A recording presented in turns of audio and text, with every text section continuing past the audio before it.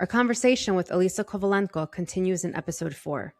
Be sure to follow Real Ukraine on YouTube, Apple, and Spotify. You started We Will Not Fade Away around 2019, and you shot those kids up until the invasion began. And then you enlisted. And then when you came back from being in the army, that's when you edited We Will Not Fade Away. So you finished that project after your experience that led to My Dear Theo. Am I right in that? It's Okay. actually the real first day of full-scale invasion, I was in the train already in Donbas. I was supposed to go to last shooting for We Will Not Fade Away to film my characters in Like a Donbas. conclusion for all of them. Yeah. So I took a train on the 23rd of February. So I actually faced full-scale invasion inside the train. My mother called me from Kiev because she stayed with Theo, with my son in Kiev, and she said full-scale war started. And but I was already in Donbas, so I decided to stay in Donbas to understand the situation and maybe to help with evacuation of my characters, of families of these teenagers. I tried to persuade them to leave this village. It was a matter of time when it will be occupied. They didn't want. It was really hard moment for me. Before we dive in a bit deeper into that, I wanted to back up a little bit so that the people listening are kind of aware chronologically where we are in your movies and what those movies are about. Now, we started off with Alisa and Warland, which Roxy said, begins with you as a film student in your dorm, and it kind of leads up to your enlisting. We Will Not Fade Away is actually, it's your second feature film. My Dear Theo is your third one, which is when you enlisted and wrote letters to Theo. So the middle one, We Will Not Fade Away, was a 3-year journey for you. And can you explain to our listeners what this film is about, why it took 3 years, and how it started and how it ended?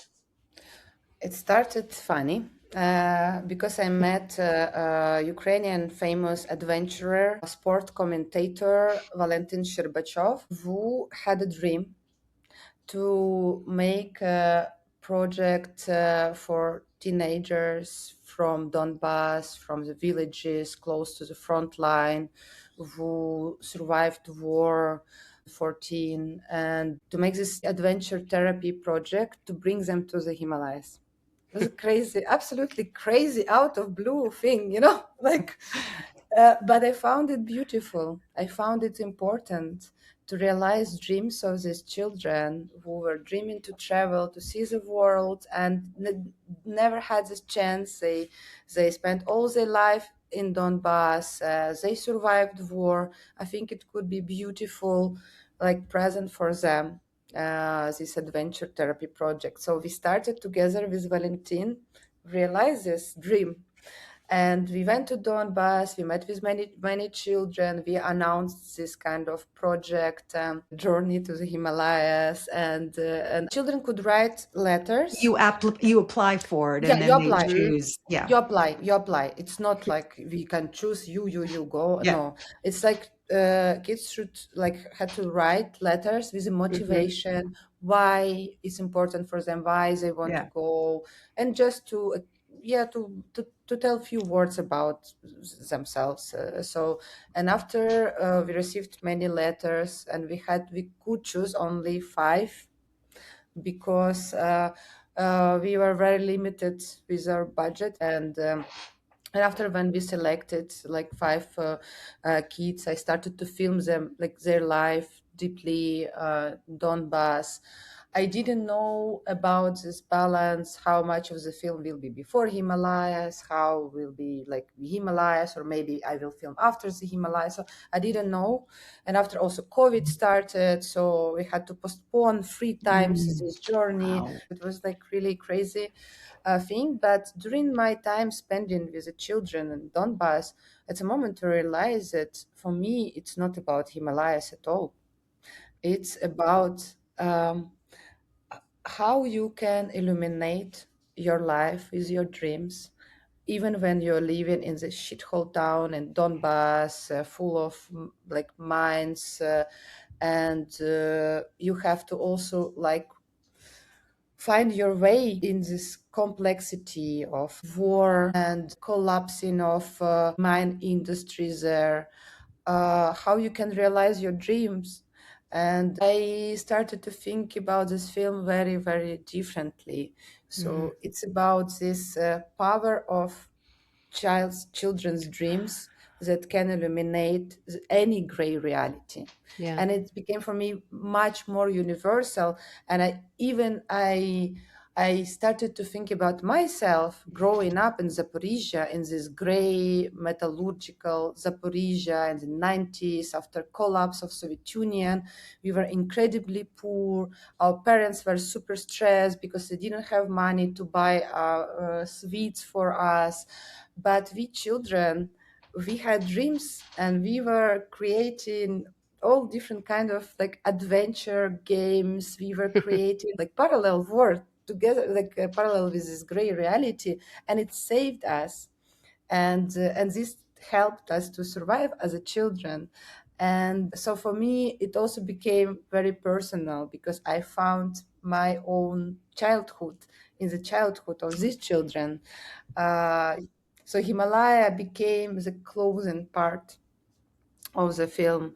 And I also felt, because I was so much inspired by those children and by the dreams, and so I thought, wow, it will be optimistic and light and upbeat film about these teenagers who are changing this reality around them, who are fighting for the dreams, realizing the dreams, and full-scale war started, and actually all this world and all the dreams were broken. And this was like unbearable for me. Alisa, it broke Yeah. me. I really love this film. I love the energy. I love how it was shot. And when the kids finally went to the Himalayas, I couldn't believe that they actually went either as an audience member. I'm like, oh my God, Yes, I know. this is not a scam. Yeah, I was like, This is is this really real. going to happen? I know. Yeah, but the ending of the film emotionally was so heartbreaking, but I love what you chose to do in the edit, because at the very end of the film, we do learn what happens to the children, but the footage you choose to use is so stunning. The girls in the sunflowers, the light pouring in, the nature. What made you decide to do that? Because it could have had a very oppressive, depressive, which it is. It's a horrible ending emotionally, but visually it's so stunning. How did you choose to do that ending for that film? It's also inside the title, "We Will Not Fade Away," and it's about our inner light. And even with the war, even by being bombed, by being without, I don't know, electricity, by being suffering, going through very difficult, like being in very difficult circumstances, if you have this inner light inside yourself, it can illuminate darkness, and you can overcome this evil. And that's why I wanted to show at the end this light. And The movie was very hard for me to watch. And because at first it was so depressing. I mean, even those kids, they refer to their town as the asshole of the world. Like they say that numerous times, and they want to get out. And you have this one guy who wants to be an engineer, and he just adores Elon Musk, just worships him. Yeah. And I just, and the one guy wants to be an actor, and then there's the girl who's the photographer. and they have siblings, and they're with their families, and the one father is really mean to his son and is not very supportive of him, and the other girl is confronting sexism from a teacher that thinks that girls should just marry, and her mom agrees with that, right? So there's all those types of dynamics happening, and you just feel like, oh my God, like these people have been living in the war. Like Yes. the rest of Ukraine was fine, but like these kids, their war began for them in 2014. Yeah, but can I also add something to this, all of this though? For me, it showed the ingenuity of them because they figured out ways to repair things. Like he figured out how to repair that bike. They figured out how to get the metal he needed, like from the telephone pole. And I was like, oh, wait a minute. This is the beginning of Ukrainian ingenuity in wartime. These Mm. kids. So as much as it was depressing, I actually started looking at them and thinking, hey, this is the future. And they're actually figuring out how to do things with almost nothing, and how symbolic, right? Yeah. Yeah, yeah, and it's about reinventing. It's the children were reinventing themselves, and they choose a different paths than their parents also. So they were at this age, so they have to choose another future. Like, and I was impressed a lot by the creativity. And usually I don't write lines down when I hear them in movies, but there was one that really resonated with me. And it was after they actually went to the Himalayas, which in itself, I was like, it was such a victorious moment for me in these children's lives. And one of them said, after they looked out on the mountains and they were crying tears of joy of that beauty that they said they've never seen before. One of them, I forget who, said, our world is endless and nothing is impossible. Andre. And that was, to hear that coming out of a child's mouth from an experience like that it just inspired them to see the world differently, and the hope for the future was, I mean, if nothing else, like that was the whole point. That was the whole point. And may we all see this way. It was like, it was a personal message. It was a message for Ukraine as a whole, as she's fighting this evil. It just was, it was such a great line. You beautifully said it. When you're a child, you feel this world as something endless. And there is a feeling of this eternity because there is all life in front of you. And I also wanted to show this perspective of children, their like feeling how they feel this world as an endless like space, and beauty as also something endless. So like eternity around. So let's talk about Traces, because to me, when I look at your filmography, the first movie you did, Alisa and Warland, and Traces are very much connected, because there was something that happened to you on that film that then became a whole film in Traces. Yeah, so I will tell a little bit of background because it's important part like of why I made this film, because I survived captivity in Donbas at the very beginning of Russian aggression in Ukraine 2014 in Donbas. I went to document events like which started there with the Russian aggression, and I was captured and I was raped by a Russian officer in captivity, and after I was released, this Russian officer said that I should be thankful that I was not executed. And after for like 2 years, I couldn't speak with anybody about experience of sexual violence in captivity. I decided that I will just put it somewhere deep inside me, and it's maybe with the time it will be all okay. I didn't want to also traumatize my partner, my parents. I decided no, I will not share it. But it's not working like this with the trauma. Trauma started to, how to say, to put roots inside you, and it's even more. It's becoming deeper even with the time. So when I started to testify almost 2 years after what I survived, I found out that I was the first woman in Ukraine speaking about sexual violence in captivity in Ukraine, because it was big wall of stigma and silence. And 1 year later, 2 years later, I've been invited to the first meeting of survivors of sexual violence in war in Ukraine caused by Russian aggression. And this was the beginning of this journey to the film. Because from the very beginning, me with other women survivors, we started to talk about the ways how to save memory, how to preserve memory of collective trauma, but also of these war crimes committed already in 2014 and 2015 in Donbas. But I was afraid to start making this film. I was not maybe courageous enough, because I realized that I have to dive in my pain, I have to dive in my past and my trauma. So I was waiting, and after full-scale invasion started, and it was no time to wait anymore. We just had to amplify voices of survivors, talk about these war crimes, talk how Russia is like systematically using sexual violence as a weapon of war in Ukraine. Um, how many women and men survived sexualized tortures. It's like All it's ages, by the way, all all all ages. It's ages. absolutely terrific scale of this violence.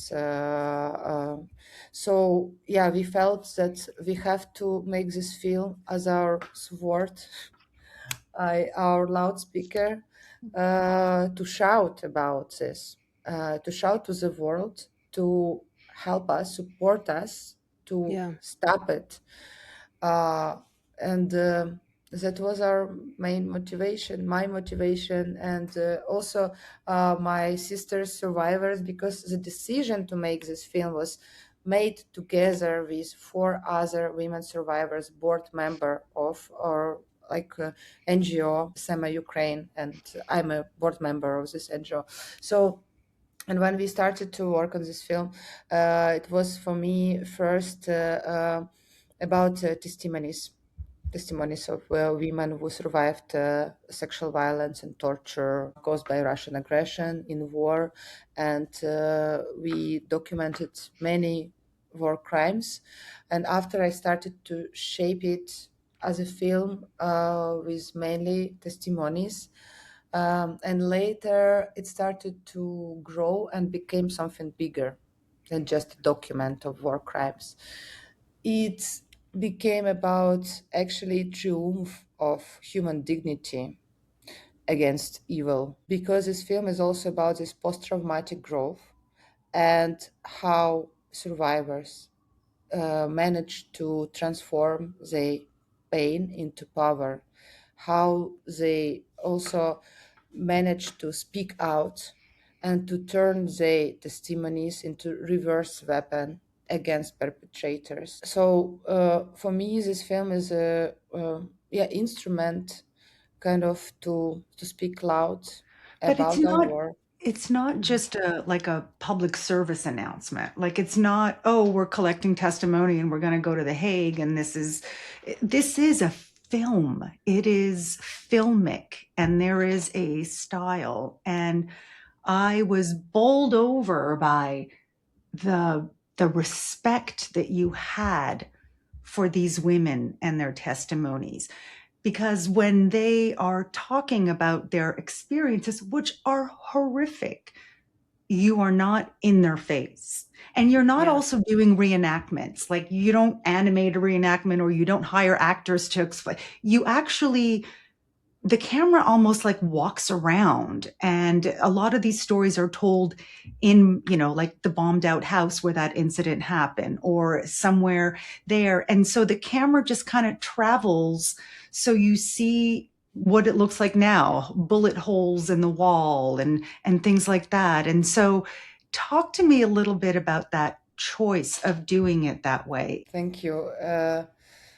Wow, it was a process. I mean, when I arrived in Kherson region after the occupation, Why actually a film called Traces? It was from that moment, because when I arrived there, I saw traces of war everywhere. You can see like burning fields, minefields, burning trees. And the first time in my life I saw a burning tree. And for me, I felt it's like a human burning. It's like a heart of the human, because the tree was burning from this middle, from the heart. Like, I don't know, it struck me so strongly.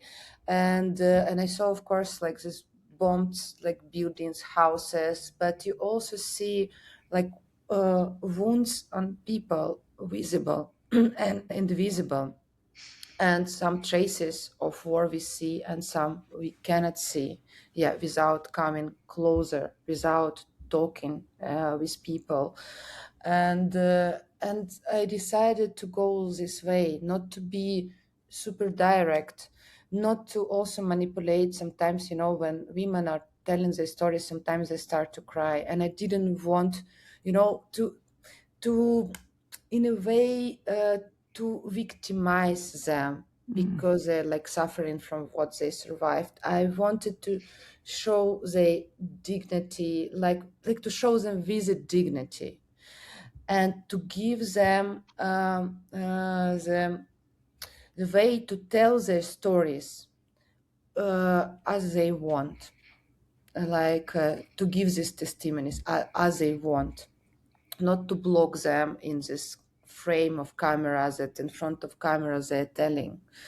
Um, and after I started to look into nature also, like, Hmm. because they're surrounded by nature, and nature is important element in their lives.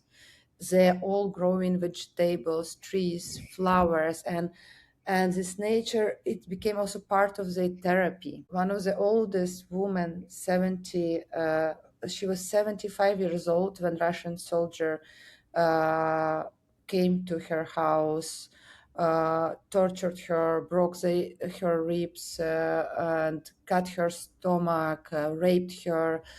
And after she survived, she managed to left this occupied area. And when she came back, when it was liberated by Ukrainian army, first thing she did, she started to grow up garlic. And this is something about Ukrainian people, because we are trying to give life like to this earth, and our like communication with the nature, with our like land, with earth, is something unique. It's our connection with the life, and it was for me symbolic that she gave life to the after these ruins and after this like destroyed like land. Because First thing, she wasn't going to let it destroy her. She was going to give birth to yeah, something new.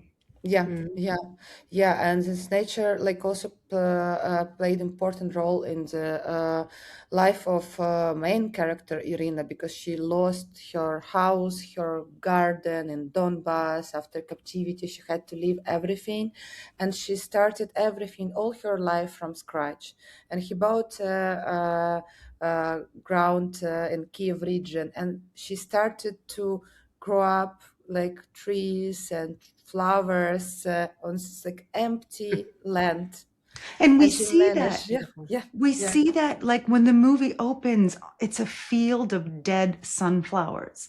And the movie ends with a field of vibrant, gorgeous yellow sunflowers. And like after death and destruction, we rise again, we grow, we mhm, flourish, we yeah, shine. And the message was so hopeful. Similar hope in what We Will Not Fade Away. I mean, different messaging, but like in the end, it's still there is this hope and this strength and this beauty, and I love that. It's like that famous line that a woman told the Russian soldier, put some sunflowers in your pocket. So when you yeah, die, something yeah, beautiful will grow. I love Yes. it. yeah. But there is also another thing, because there are 4 stages of going out from trauma, and this kind of 4 stages is like 4 seasons of nature. And one of the stage, for example, it's even called ice, like when you are from ice, but you're melting. So when trauma is melting, because first you're just a piece of ice. And first stage going out from trauma, it's like this ice started to melt. And I had this also metaphorical thing that it's also the seasons, it's like this like stages, how you recover and how also like nature recover. So for me it became very, very strong symbolic thing. So I was looking and observing this nature a lot, and also observing this nature through the eyes of the protagonist, of women survivors. And yeah, for me it became very important dramaturgical arc. Yeah. I have a question about audience screenings of this film. Specifically, I believe you won the Panorama Award. That is the audience award at the Berlinale.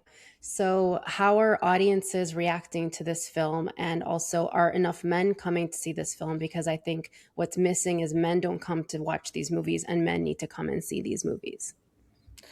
There were a lot of men, Good. but it was beautiful. It was beautiful world premiere. All protagonists were there. We were all together, and we were kind of in the middle of the cinema. And when lights turn on, all people stand and started to applaud, and we were surrounded by so many eyes full of tears. But also what I noticed, that it was not tears of pity or tears of like, oh, we're sorry, it's so painful. It was something about dignity, that they saw this dignity, and it was about this active empathy that I felt from the audience, that they wanted to support, and they were like full of solidarity. And it was so fulfilling feeling. And with Irina, we discussed later, and like I said, Irina, we made it. And it's not about film, we made it, it's we made it, we really changed also this perception of survivors. So they didn't feel sorry for us, they wanted to fight with us, they wanted to stand with us. And I think all women felt the same, and we had like 10 minutes of standing ovations, and it was just Wow. beautiful and so touching. And I don't know, it was one of the wonderful premiere in my life, really. And for me it was like I felt all these 12 years of my own story, from my captivity, from my own silence. And it's this after 12 years, and I was one woman, only one who was speaking in Ukraine, and now we're at Berlinale, and there are like 6 more women with me. They're walking on red carpet. uh, so no, it was something very, very symbolic in this. It's really, it's a film which is breaking silence, and it's like all of us who like made our small steps towards this. So I have a question for you. When you say it was this moment for you, when you go back to your earlier films, like have you rewatched Alisa in Warland recently? And that's when we first learned that something happened to you. And now there with Traces, it kind of it comes full circle. Do you ever look at that young girl in Alisa in Warland and just go like, who is that? Or do you feel protective of her and wish that there is some reassurance you can give her about the future that she should know 12 years later? Oh, it's a very interesting question. I actually back to this question already, like many times already, because this girl doesn't exist anymore. I really don't know who is she. Uh, I feel very sad about her. Very sad. Sometimes I had a lot of, Sad because you miss her, or sad because of who she was back then? because she was harmed so much. Mm. Mhm. Yeah. It's terrible. It's so terrible. I'm so sorry. Yeah. So I just had to kill this girl. I mean, inside myself. to manage to survive. But sometimes I want to hug her. Yeah. So I cannot watch this film because it's breaking my heart. Yeah. Yeah. It is a heartbreaking film, but I want people to watch it because it is the very first person account from this young person with such full dreams who wants to be a filmmaker and then ends up as a soldier. I mean, I think Alisa walked so other filmmakers can run. Like, you literally set this path of this incredible rawness and storytelling that I have not seen from any other filmmakers. And the way you showcase war, the way you describe what it is like, the footage you choose to use, how you cut these films, the collaboration you have with other filmmakers, it's really brilliant. You're an incredible filmmaker, and I'm so happy that you, even though it's hard, I'm so happy you make these films. We need this. So thank you for that. Thank you. Thank you. And they are such important time capsules that, you know, that will be studied by our grandchildren and great grandchildren of the things that happen. And if you don't chronicle them, who will? I mean, unfortunately, we all want to chronicle happy things, but there's so much not happiness happening, but it's the reality. And I wish I could hug you through I know. the camera right now, because you are so authentic and so artistic and so compassionate and dignified all at the same time. And it's there is no better person to make this change and bring this awareness than you. And I'm sorry that it had to happen to you in order to have this movie that culminates in, like, traces because of what happened to you in 2014. But I cannot understate its importance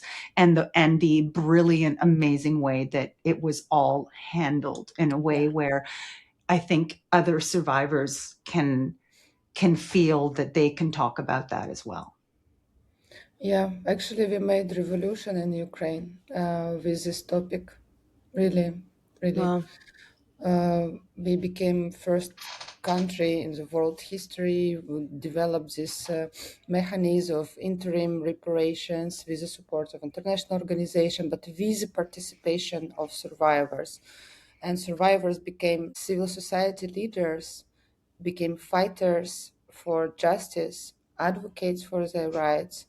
It's a big, big change what happened. And because sometimes when I look into horizon and I don't see justice there, I don't know if it will happen during my lifetime, or I don't know, maybe I will die and it will be another 100 years, there will be no justice.